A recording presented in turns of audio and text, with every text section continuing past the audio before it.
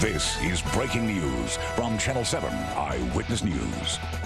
It is a big and historic night in New York politics. Voters choosing the Democratic and Republican nominees for governor. Kathy Hochul has won the nomination for the Democrats, and that's a first for any woman in New York. As for Republicans in New York, Congressman Lee Zeldin of Long Island, a huge Trump supporter, easily defeating 3 other Republican candidates. Eyewitness News reporter Kristin Thorne with more on that race in just a moment. But we're going to begin with Josh Einiger, live in Tribeca, where Governor Hochul spoke just a short time ago. Josh.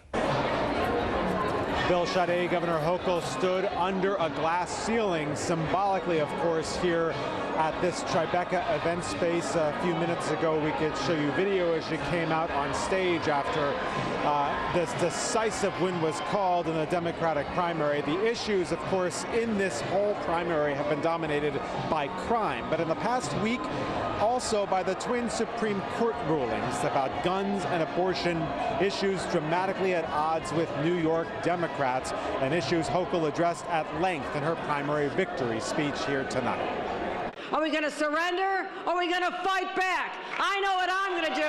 I'm fighting back. I'm fighting back against that. No matter what the Supreme Court thinks they can do, New Yorkers, you are protected.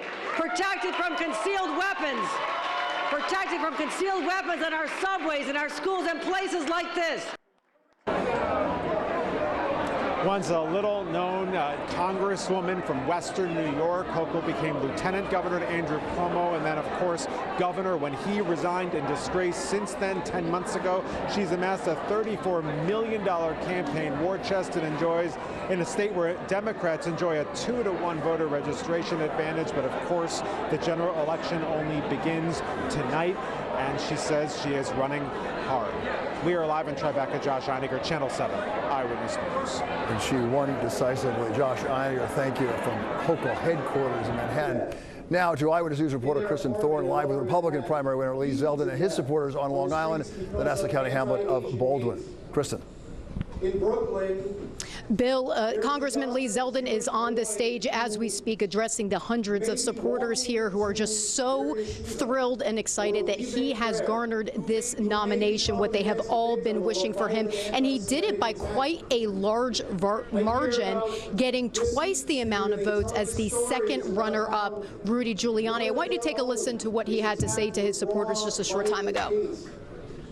Are we ready to fire Kathy Hochul?